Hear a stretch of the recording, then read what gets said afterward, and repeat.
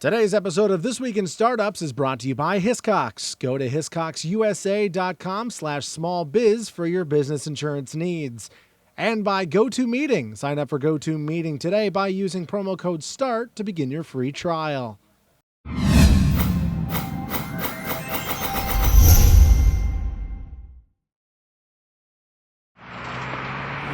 That's what it's all about, man. They said money is the root of all evil. What? Funny how it feeds my people. Yeah. We ain't gonna live like equals until we get the money, spend the money and defeat you. Yeah. Money is the root of all evil. What? Funny how it feeds my people. Yeah. We ain't gonna live like equals until we get the money, spend the money and defeat you. Okay, everybody, it's Jason Calacanis here. I've been asked to do an interview for a website, and as you know, when somebody asks me to do an interview for their blog or website, sometimes I'll record it so you guys can hear the full interview and, in all its glory. So please, on the phone, introduce yourself. Great, thanks, Jason. My name is Amanda Maksymiw of Openview Venture Partners, and I also have my colleague here, Brendan Cournoyer. Hello, everyone. This is Brendan. Hey, Brendan. And we are interested in picking your mind, Jason, to learn a little bit more about your experiences, being a founder and building up your business, Sure. in addition to kind of picking your brain about a few more entrepreneurial things. Sure. So ultimately, this is going to live on our site, openviewlabs.com, which we have built to be a content resource site for senior managers of growing technology companies. Got it. And you guys are a venture firm, or you're a content company? What are you? We are a venture capital firm based in Boston, and we specifically focus on investing in software and technology-enabled companies that are in what we call the expansion stage. Right. So they typically have between $2 and $20 million in annual sales. So Right. sort of a later stage company. Got it. Okay, let's do it. So I'll kind of throw it over to Brendan, and he'll get going on the questions. Sure. Hey, Brendan. All right. Hi, Jason. Thanks again for taking the time. So I don't know if Hey, you've got a Brent. chance to look at the question. Hey, Brendan. Sorry? If you're, are you on a speakerphone? If you might I'm on a want speakerphone right now just because I'm recording this as well, but instead of going into our podcast room, I just decided to just hop into a conference room. Can you hear me okay? it's echoing like crazy, so if you could pick up the line, that'd be better. All right, hold on. How's that? Oh, that's perfect. All right, great. Yeah, now you're not echoing yeah. at all. Yeah. Excellent. Okay, great. So, yeah, I don't know if you got a chance to check out the questions ahead of time. Basically, I'm sort of pinch hitting for the person that was unable to do the interview originally. But I'm going to go by her, the questions she had lined up. Basically, it shouldn't take too long. The first set is mostly focused on some of your experience and strategies and stuff that you've adhered to over time in the businesses that you've been a part of. And the second half is sort of just some advice in general for some younger entrepreneurs and company founders that are just getting started. Great. Fire away. All right. So first question is, in the time that you've spent building companies up, how have you spent the bulk of your time? Has it been on product development, building a management team, customer relationships, sales, marketing? Like, what have you spent the most time on to start? And I guess how's that sort of time allocation, how does that evolve over time as the company begins to grow? Yeah, time management is a critical skill as an entrepreneur, and it depends on if you have a co-founder or not, and what stage the company's in. So clearly, making a great product is job number one. That should be the majority of your time. But there are times when you're doing things like fundraising, and if you're fundraising, you're traveling and trying to drum up interest in the company. And so there have been times when fundraising has taken up 100% of my time, and I've left the product execution to the team while I go out and fundraise for a couple of weeks. There are times when I will not pick up the phone and will not do interviews, will not take meetings, and I tell people I'm in product mode and I'm going to be in it for 30 days, and all I'll do is focus on product. My technique for scaling a business, right, so there's what stage is a business in. When you're in the scale phase, what I like to do, and it suits my ADD personality, is look at the range of functions at the company: sales, marketing. I don't know why those are grouped together; they're kind of separate. But sales, marketing, product, corporate development, recruiting, all those things, and I'll look at them and say, which one are we sucking the most at? And the subsections under those, which one of those is sucking the most? And I'll focus my energy on where we're weakest and then try to make that our strongest area. Because I know the stronger areas have momentum already and they may not need my level of detail and focus, and people may naturally not want to focus on things that are a bummer. And I know as a job as CEO and founder is to go find those areas that people might actually be avoiding and engage them. So as an example with Mahalo, our technology was completely screwed up a year and a half ago, and I focused like a laser on that, got it working really well, and then became, half involved, 6 months ago, and then now I'm I'm not super involved because it's going so well, I don't need to tinker. The sales effort was going terrible a year ago, and I got involved and changed all the, people we had doing sales because they were the wrong people, and we did a bad job of selection, I think, and got the right people in, and then I engaged totally with that in the last 6 months, and it's been going wonderfully.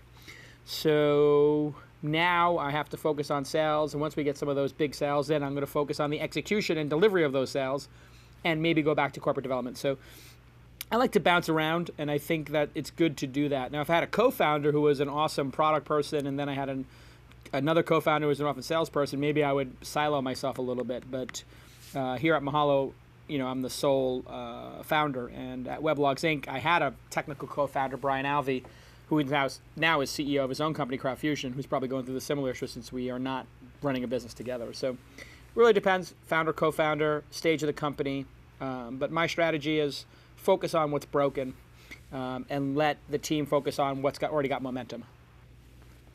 Very cool.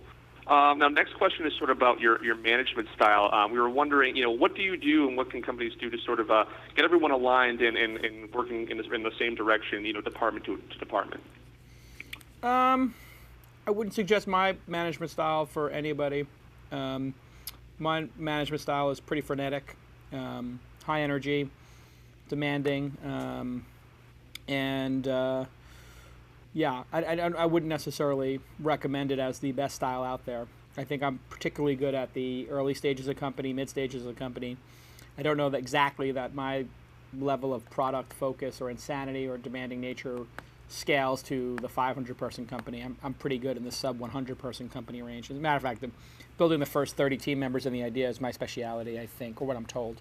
So, you have to know what your interest is and how your style performs. There are people who are really great at scaling a business from 100 people to 1,000, and if you put those people in a sub-30-person company, they don't get anything done. And then there are people who are really good at the early stage at creating something from nothing, but then when you put them into the 500-person company, they can't get anything done because they don't know how to deal with 500 people or groups of people. It's a really different skill set, and when you get past 50 people as an entrepreneur, you don't have the ability to maintain a tight personal relationship with each one of them. And then you have to start relying on management techniques, and you have to start accepting maybe a good effort from people as opposed to an excellent effort or a great effort. Scaling a business is a little bit of a bummer for a passionate founder because you sort of lose control over this little elite squad, and you go from running a Navy SEAL unit to running, a platoon, a flotilla. And it's just not the same level of intensity. So I think you have to understand which area you're good at. And I brought in a president of Mahalo who's good at that, 100 to 500 person range. And I'm sort of still running my little commando unit, and I swoop into the different areas that need, commandos, special ops, as it were. Sure. So the next one, this might sound a little bit initially like a generic question, but really, specific to you, we were curious, what would you say were the 3 or 4 factors that you would most attribute to the success, the growing success of your companies and why they were ultimately successful? Generally, I'm a year or two early. 3 years early, 2 years early. I think that's critical because I get into a space before anybody's identified it, establish some kind of a beachfront, and grow a hill into a mountain. So I always like to be, a year or two ahead and have some learning. So with Silicon Valley Reporter, my first business, which was a magazine about the internet industry in 1996, I was one of 3 magazines, Wired and I guess Red Herring and Mondo 2000 and Upside. I mean, there's very few options in that era to get news about technology and specifically the internet. And then when I did Weblogs Inc. in 2003, well, there was really no commercial blogging going on other than Gawker, which had 2 blogs, and we had 10 within 6 months. So I think that being a little bit early, not being afraid to scale and go big and make mistakes and try a lot of different things. Some people go slow and they just try to make one, effort. I like to try a lot of different things, throw a lot of things at the wall, move quickly with intensity. And so I would say intensity and being a little bit early have been the traits which have made me successful. But I don't think that there's any one necessarily trait that makes everybody successful. Some people, like I said, are just, they go slow. Twitter has gone very slow in product development, but it's very considered. And they have made a lot of success by not adding features to the product, by not, scaling the service too much, by keeping it super simple and dumbing it down, in fact. And then other people, Zuckerberg with Facebook is just relentlessly adding features and changing it and pissing off the user base, and he doesn't care. And he's like, I'm going to piss off the user base because I know that this is the future anyway, and I don't care if I make a product like Beacon that invades people's privacy and I got to make a $10 million settlement with the government and I get sued 50 times, in the course of 2 years or 3 years. I don't care. I'm just going to move really fast, and if I got to knock people over on the way to the promised land, I'll do it. Other people don't like doing it that way. So again, it's not any one way, but I would say for me, early and intense. Sure. So this would be, I guess, sort of then the opposite of that question. Looking back, what are some things that maybe looking back now and reflecting on that you might have done differently, knowing what you know now, and I guess sort of some of the key mistakes that you really learned from? I would have hit the gas harder in almost every case. And I would have gone wider, because what I learned in my first business, Silicon Alley Reporter, which was geographically tied to New York, and I had a magazine in LA, Digital Coast Reporter, about the 2 technology scenes. Joanne Wilson, who was the director of sales at the time, said we should just make the magazine called Silicon or something and just report on all technology. And she was right, and I insisted on keeping it local because I preferred that. But I just think I was maybe a little intimidated at going big, or just maybe had some weird sense of loyalty to the local community. But looking back on it, I would have gone wider and bigger. With Weblogs Inc., we could have launched, 5 more blogs, sports, personal finance, and gossip, and some other categories, and gone bigger, raised more money, gone bigger. But, at the time, I raised what I could with the reputation I had, and with Mahalo, I went big. And going big has some problems with it, because you have enough runway to sort of set the plane off the wrong course. And so we've actually taken off 2 or 3 planes, with Mahalo. We tried human-powered search, and we did some Q&A, knowledge exchange, and we wound up with, video education. And it was all part of the same theme, which was trying to get somebody an answer and a really good result when they had a query. And we learned that human-powered search, the world really didn't need, because algorithmic was, good enough. And humans could make algorithmic stuff 20% better or 30% better, but not 300% better. We found that writing an article and answering people's questions like Cora does is very niche-y, and generally only a small group of people want to participate in it. And if you get a big group of people to participate in it, it turns into Yahoo Answers, which is terrible. It becomes, extremely unintelligent very quick. But the thing that wasn't occurring on the internet was people capturing experts and their knowledge in video, which is becoming the predominant, delivery mechanism for education, video. And so we said, hey, let's focus all our energy on that, since that's doubling every 6 months, and text articles and Q&A is doubling every 2 years, and search is growing at 5 or 10% a year, and nobody really seems to need it. Why don't we focus on the thing that the people want the most and they're getting the least of? Gotcha. Well, thanks for those. Those are really the first half of the questions that we wanted to focus on, as far as getting some of your ideas and experience from what you've been through. The second part, are really, like I said, more like sort of some advice and thoughts for our audience. As a venture firm, we focus primarily on expansion stage technology companies. So our first question, I guess, would be, what would you say is kind of going through the minds or should be going through the minds of young founders as they begin to reach that expansion stage of $5 to maybe $20 million in annual sales? Well, you need to build systems to scale, obviously. You're going to need to recruit talent that wants to scale a business as opposed to talent who wants to, create something new, or screw around and, try to make really weird products and quixotic things that people don't understand. So I think properly staffing is critical when you're in that scale phase. You need people who are going to get some level of joy and fulfillment out of, turning, 500 customers into 5,000 and making a, customer support line 20% more efficient every quarter. And, hiring another 20 people a month for 10 months, that's a different skill set and it's a different reward system. And some people love that reward, some people hate it. And I think you got to really learn how to identify that. You got to be properly capitalized. And, as the case is in all businesses, you have to really listen to your customers and understand what they want and why they're spending money with you in the first place, and build more of that. I mean, one of the dangers when you start having success is that you have enough rope to hang yourself. And I've done it myself. I've seen people do it. They have the ability to do so many different things that they drown in opportunity. Well, the next question, I guess, is as an investor, when you're evaluating startup organizations, what are the qualities, and we can do this one at a time, what are the qualities that you're really looking for in the idea and the product, the founders themselves, the market, or any other factors? But I guess starting off, what are you looking for in the idea and the product that they're representing? Well, I like really good product execution and people who understand product. So when I get like an MBA or somebody like that who's like, yeah, I'm going to hire a product guy and this design doesn't look good and the UI is going to be better in the next version, I always wonder, like, well, then why am I investing in you and not the guy or the gal who's actually got those skills?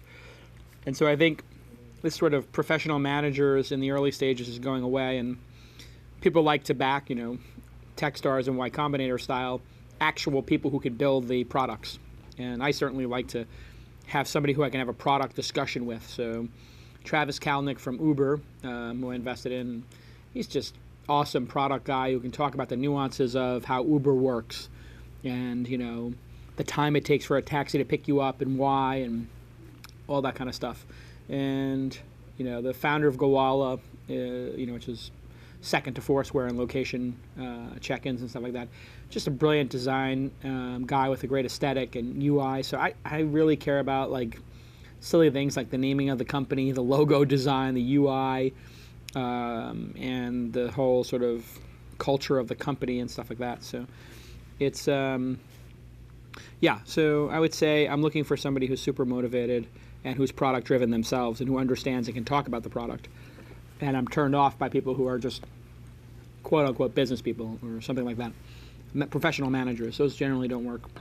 In terms of markets, a growing market is always good if you're, if Steve Jobs had to make a fax machine, I don't think he would have nearly the success as he has making a smartphone, even though he put the same effort in. So, you gotta find a beach to surf where, there's good waves and, being smart enough to understand that. If you try to build a startup in search like I did, those are big waves.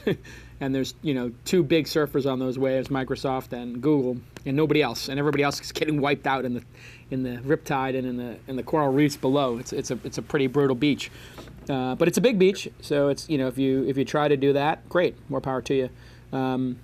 Education, that's a really growing online education. That's booming, and there's not that many players in it yet. So that's a good, nice, uncrowded beach. If you want to go into a social network right now, or a mobile gaming company, or just a casual gaming company, let's say. A casual gaming company, they're going to have a lot of competition. It's a very crowded beach, and maybe the biggest waves have already arrived. So, a lot of it's timing. I like getting to a market early and being the first in to play around and experiment in it. I would much prefer to be too early than too late. Well, are there any other factors that you really pay attention to pertaining to the companies themselves as sort of like a barometer that you can use to gauge, like, yeah, these guys, this speaks to you that these guys actually really have a good chance of being successful? There's a certain amount of passion and drive and relentlessness and resiliency that you will see in a person or not.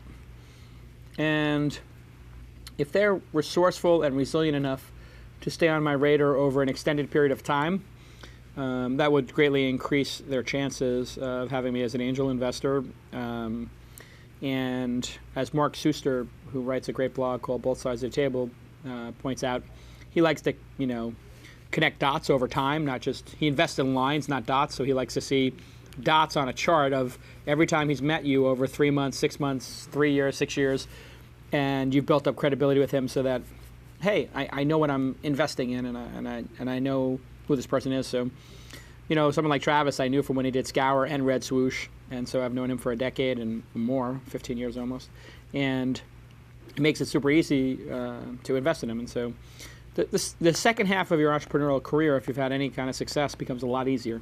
The first half, you've got to establish yourself, so it's good to get a couple of wins under your belt, or just a win. Once you have a win under your belt, then it becomes easy. Hey, I did X and it was successful. Let's talk about doing Y and Z. And so everybody wants to, be in business with the person who created Netscape, right? I mean, wow, that person's a genius, and he is. And so anything Mark Andreessen does after that point, he's got the credibility of Netscape and Opsware to build on. And now his huge venture fund. So, it's investing in lines, not dots. So then this is the last question we have for you, really. It's just any sort of what you prefer to pass on, or sort of the advice that you find yourself giving most often to young founders and senior managers of companies that are just getting started out, or actually have been around for a little bit of time and have a little bit of success and ready to sort of take that next step to the next level. Well, the most important thing is that you miss 100% of shots that you don't take. And so get in the game, because once you're in the game, good things happen.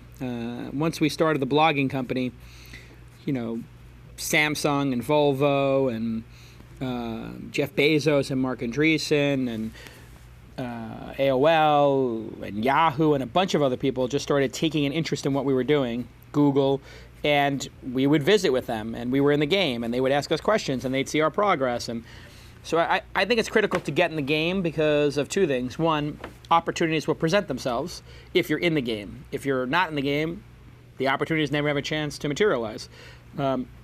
And second, which I referred to in the last question, is it builds your credibility.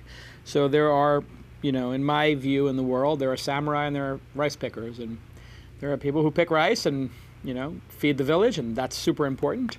And then there are samurai who go out on these adventures and protect the village and, fight the good fight. And those are entrepreneurs. And, there's nothing wrong with being either. The life of a samurai can be very lonely and painful, and you're going to be at the precipice of death at any moment, and it's brutal and cold and stark, and it's also exhilarating when you cut somebody in half. So I think that the life of a rice picker and just picking bushel after bushel of rice is quite boring.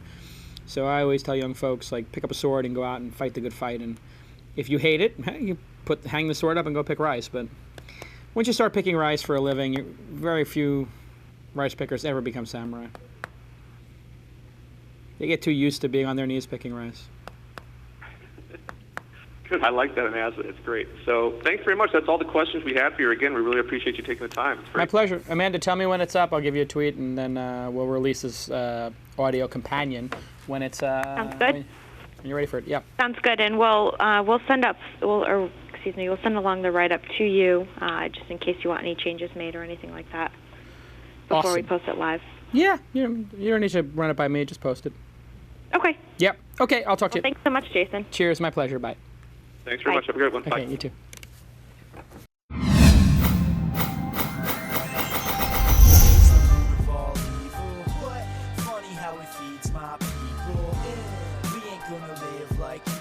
Until we get the money, spend the money and defeat you. Yeah, money is the root of all evil. What? Funny how it feeds my people. Yeah. We ain't gonna live like equals until we get the money, spend the money, and defeat you. It's been a minute, so you thought you were safe. You trapped behind these bars like you locked in a cage.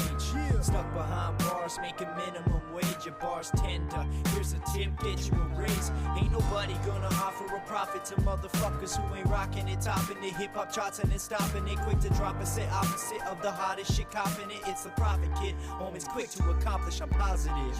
Getting green like a roster with a lot of dread. Money's piling up like the Washington Monument. The way I'm steering this track, it'll make you car sick. The only time you gonna see green is when you barfing. I'm the Mothman, consider this the prophecy. I'm in it to win it, that's why I'm making a profit, see. And I won't spend it till my rich is stupendous. And I'm selling sicker than tech is the method, is to keep it independent. Money is the root of all evil. What? Funny how it feeds my people. We ain't gonna live like equals until we get the money, spend the money, and defeat you. Yeah. Money is the root of all evil. What? Funny how it feeds my people. Yeah. We ain't gonna live like equals until we get the money, spend the money, and defeat you.